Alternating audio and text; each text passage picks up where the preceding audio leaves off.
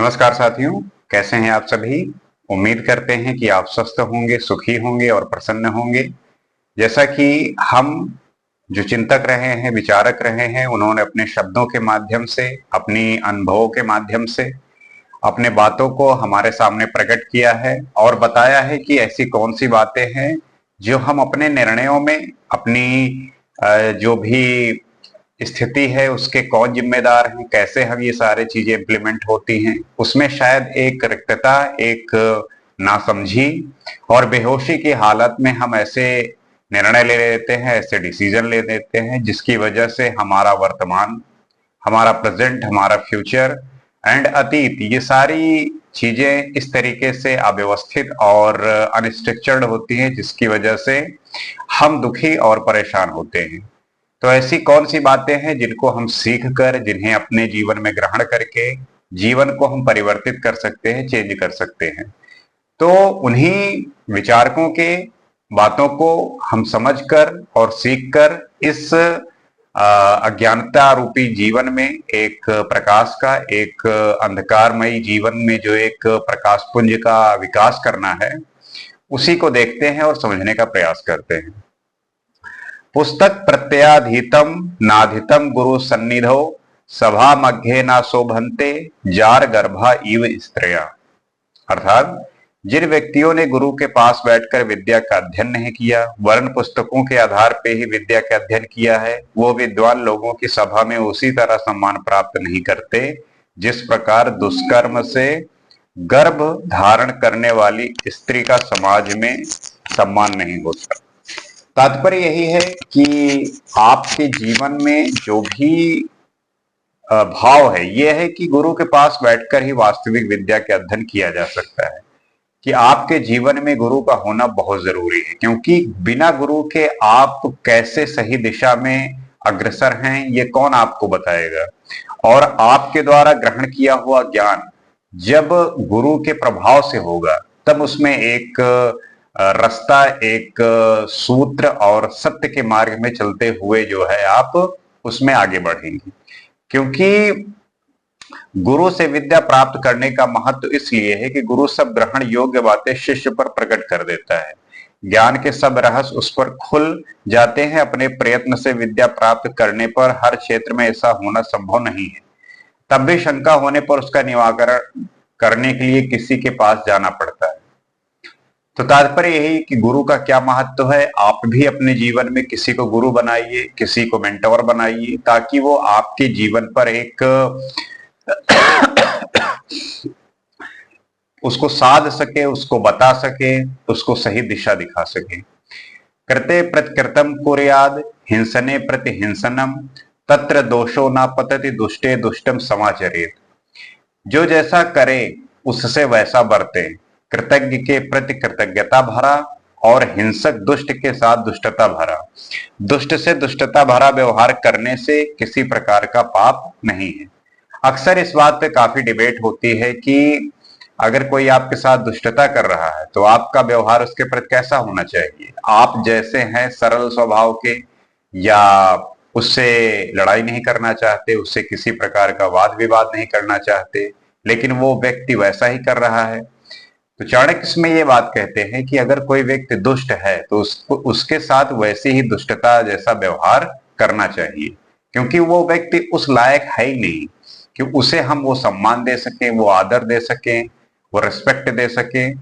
तो अगर कोई व्यक्ति दुष्ट है तो उसके प्रति जो है दुष्टता का व्यवहार करना चाहिए, उसमें किसी भी तरीके का पाप नहीं है। यद दूरम यद दूराध्यम यच्च दूरे व्यवस्थितम तत्सर्वम तपसा साध्यम तपो ही दुरत्क्रमम। जो वस्तु अत्यंत दूर है, जिसकी आराधना करना अत्यंत कठिन है, और जो अत्यंत ऊंचे स्थान पर परंतु वर्तमान है, ऐसी सब चीजों को तप के द्वारा ही सिद्ध किया जा सकता है। जो चीज जितनी दूर दिखाई देती है, ऐसा प्रतीत होता है कि उसको पाना असंभव है, किंतु प्रयत्न रूपी तपस्या द्वारा उसे भी प्राप्त किया जा सकता है। तप और परिश्रम द्वारा असंभव कार्यों को भी संभव बनाया जा सकता है। तप से ही मनुष्य को अनेक सिद्धियां प्राप्त हो सकती हैं। अक्सर लोग पूछते हैं, और जो स्टूडेंट हैं, जो विद्यार्थी हैं, वो इस बात को लेके हमेशा चिंतित रहते हैं कि मुझे जो प्राप्त करना है वो कैसे मिलेगा। हम अध्ययन कर रहे हैं, हम मेहनत कर रहे हैं, लेकिन हमें जो परिणाम चाहिए वो प्राप्त नहीं हो रहा है। तो वो इसलिए नहीं प्राप्त हो रहा है क्योंकि आपको जो सबसे पहले चीज करना है वो करना है तप, वो करना है त्याग।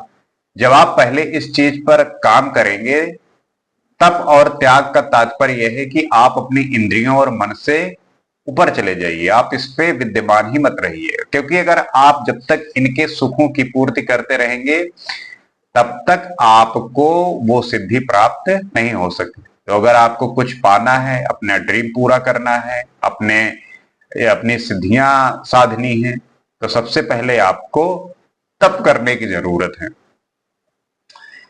लोभश्चेद गुणेन किम पिशुनता यद्यस्ति किम पातके सत्यम चेत पसाचा किम शुचि मनो यद्यस्त तीर्थेन किम सौजन्यम यदि किम गुणे सुमहिमा यद्यस्त किम मंडने साद्विधा यदि किम धनैर पश्यो यद्य किम मृत्युना। यदि मनुष्य में लोभ है तो उसे किसी अन्य बुराई की आवश्यकता नहीं है। यदि व्यक्ति चुगलखोर है तो इससे बढ़कर और क्या पाप हो सकता है। और यदि उसके जीवन में सत्यवादिता, सत्य आचरण आदि गुण है तो उसे तप करने की क्या आवश्यकता है। यदि मनुष्य का मन पवित्र है तो विभिन्न तीर्थों पर जाकर वहां स्नान करने से क्या लाभ। यदि मनुष्य में प्रेम है तो उसे अन्य गुणों की क्या आवश्यकता है। यदि संसार में उसका यश फैल रहा है तो उसे किसी अन्य आभूषण की क्या आवश्यकता है। अर्थात उसे अपने शरीर को सजाने के लिए आभूषण की आवश्यकता नहीं है। यदि उसके पास उत्तम विद्या है तो उसे किसी अन्य धन की आवश्यकता नहीं है। और यदि उसका अपमान और अपयश फैल रहा है तो वह जीते हुए भी मरे के समान है। तो कौन सी चीजें कैसे उसका काट है, इस बात से आप समझ सकते हैं। और इसको अगर आप अपने जीवन में धारण करेंगे तो आपके जीवन में भी उसी प्रकार से परिवर्तन होंगे जैसा आप चाहते हैं। आपके साथ अक्सर होता है कि हम बेहोशी के हालत में जो सब कर रहा है उसी रास्ते पर और उसी प्रोसेस में होते हैं। लेकिन जब आप अपनी अंतर आत्मा से पूछेंगे, जब आप खुद से बात करेंगे, तब आपको जरूर ये बात महसूस होता है कि आप वो नहीं कर रहे हैं जो आपको चाहिए। तो इसका क्या कारण है। इसका कारण यही है कि आप जो है अपने से डरे हुए हैं, समाज से डरे हुए हैं। और इस जो आपका फियर है, जो आपका डर है, यही आपको आपके उद्देश्य से, आपके गंतव्य से, आपके डेस्टिनेशन में पहुंचने का बाधक है। तो सबसे पहले आप अपने डर को हटाइए, आप अपने डर को खत्म करिए। पिता रत्नाकरो यस्य लक्ष्मीरस्य सहोदरा शंखो भिक्षाटनम कुर्यान अन्नदत्तम उपस्थिते। शंख समुद्र में पैदा होता है अर्थात समुद्र में स्थापित है। लक्ष्मी का जन्म भी समुद्र में हुआ है अर्थात शंख की बहन है। शंख चंद्रमा के समान चमकता है, इतने पर भी यदि कोई शंख बजाकर भीख मांगता है तो यही समझना चाहिए कि दान दिए बिना मान की प्राप्ति नहीं होती। बहुत साधु लोग शंख बजाते हुए भिक्षा मांगते फिरते हैं। इससे यही प्रतीत होता है कि शंख ने दान देने जैसा सत्कर्म नहीं किया। इससे स्पष्ट है कि यदि व्यक्ति अच्छे कुल में उत्पन्न होने और अनेक गुणों से संपन्न होने पर भी दान आदि अच्छे कर्म नहीं करता तो उसे भी यश और सुख की प्राप्ति नहीं होती।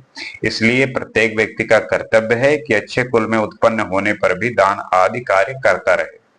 तो दान जो है आपको कभी भूलना नहीं है, दान सदैव आपको करते रहना है। दान का तात्पर्य यही है कि आप ऐसे असहाय और जिसको जो जरूरतमंद लोग हैं, जिसको जरूरत है किसी भी तरीके से, सेवा से, फाइनेंस से, खाना से, कपड़े से, किसी भी तरीके की, वर्षा से, धूप से, ठंड से, जिस तरीके से उस व्यक्ति की सेवा आप कर सकें आप करिए। वही जो है सबसे बड़ा पुण्य है और वही जो है सबसे अच्छा कर्म है। तो इस व्यक्ति को और उस व्यक्ति को जो उससे संबंध रखता है उसका सदैव यही ध्यान होना चाहिए, ऐसे ही ध्यानस्थ है कि हमें जो है एक दूसरे की मदद करनी है, हमें एक दूसरे का सहारा बनना है। क्योंकि ये बात सत्य है कि इस संसार में आप अपने को साधने के बिना किसी भी व्यक्ति को हमेशा के लिए परमानेंट नहीं साध सकते, उसको खुद को ही साधना होगा, तभी वो परमानेंट जो स्थायी सुख है उसको प्राप्त करेगा। आप छोटे समय के लिए मदद कर सकते हो, लेकिन 24 घंटे, एक हफ्ता, महीना, साल, उसे तो वही झेलेगा, उसे तो वही संभालेगा। तो उस व्यक्ति को सचेत होने की जरूरत है, और वो सचेत जब हो जाएगा तब वो अपने आप को परिवर्तित कर लेगा।